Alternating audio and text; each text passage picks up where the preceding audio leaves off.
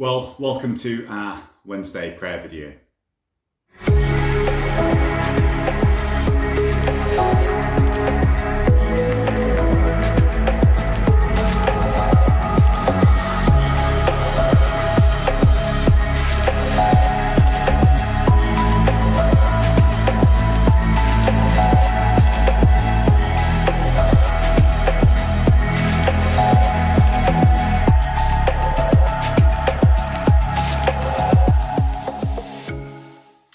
Funny, isn't it? We're a few months back into gathering together and we're getting slightly closer to what we feel is normal. But we know these past months have been at the cost of some freedom. There's been restrictions and isolation and being pinged by an app that's monitoring where you are.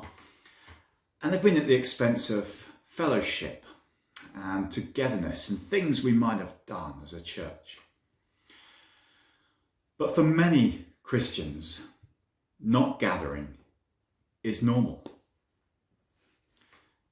Having people, the government, watching and recording your movements is normal. The threat of violence and death is normal. The Open Doors watch list charts countries around the world where faith costs the most. It's maybe at times cost us in some ways to follow Jesus, maybe even in Christian heritage Northern Ireland. Maybe even here we've had a bit of stick. Maybe we feel the flow of culture increasingly hostile to Christian faith. But for many, it's a different story.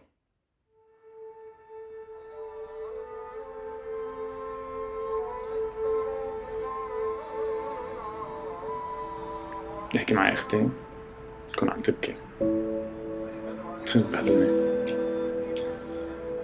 بتقول لي أنت إنسان ما فينك شرف، أنت إنسان ما بيهمك غير حالك، أنت شوف شو عملت بأمي، شوف شو عملت بإخواتي، شوف شو عملت فينا.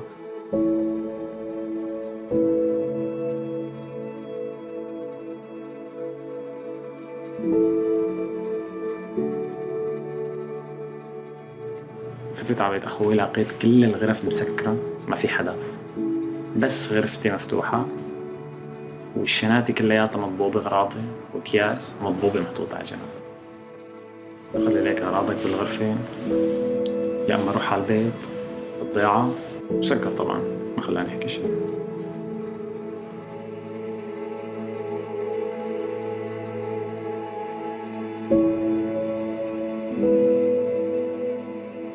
وقت رفيقتي قالت لي على مركز أمل إنه هي فيها تساعدني بأجار هذا البيت بالدفعة الأولية اللي هي يعني أضعاف الأجار. عرضت علي كمان إني أشتغل أنا أو ساعد بمركز أمل، إني أعلم طلاب أول شيء بالضيعة وبعدين بالمعهد. مركز أمل هو اللي ساعدني لحتى أطلع من هذا الظرف بعد الخيار الكبير اللي اخترته، اللي هو إني أنا راح أترك عائلتي وأقعد لحالي. ساعدني إني على الأقل إني بلش بداية جديدة، يكون عندي أمل حتى إني ممكن لقدام يصير عندي فرص ومستقبل تاني. أنا لو ما في مركز أمل كنت هلا بلا شغل وما قدرت حتى إني يكون يعني كنت هلا هوملس وبلا أي شيء بحياتي. ما بعرف، أنا كنت مجمد بحياتي وما بعرف شو بدي أعمل.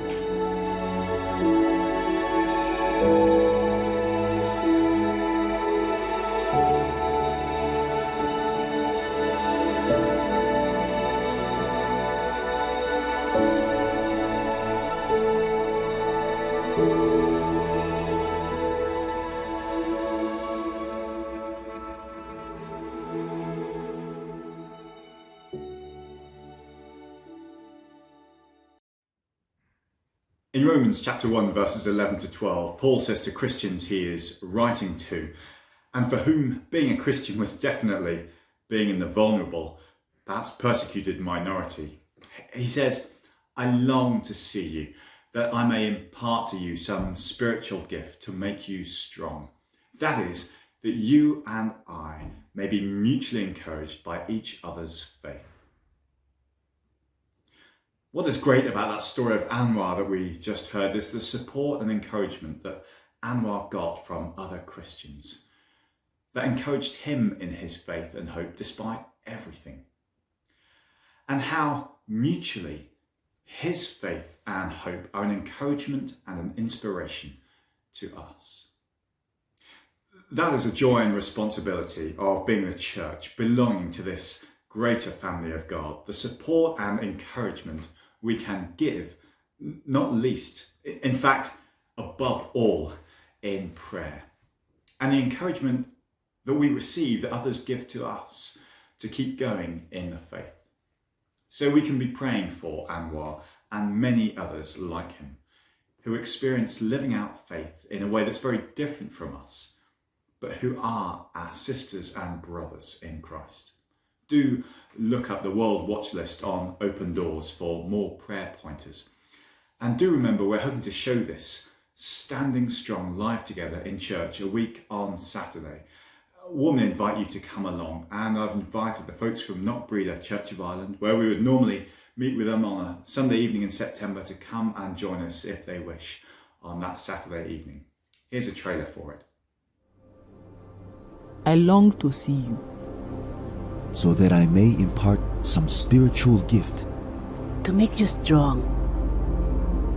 That is, that you and I may be mutually encouraged by each other's faith.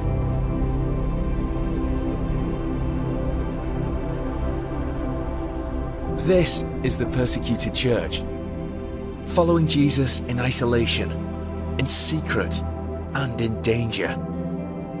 But together, we are the church, one faith, one hope, one body. In September, join Open Doors Live as we gather online with our persecuted brothers and sisters and pray and worship in churches and homes across the UK and Ireland. Hear their stories firsthand. Be challenged to pray and move to act. Grow your vision of church, deepen your faith, and dare to follow Jesus together. Gather together with your church, friends, and family, and join us online this September.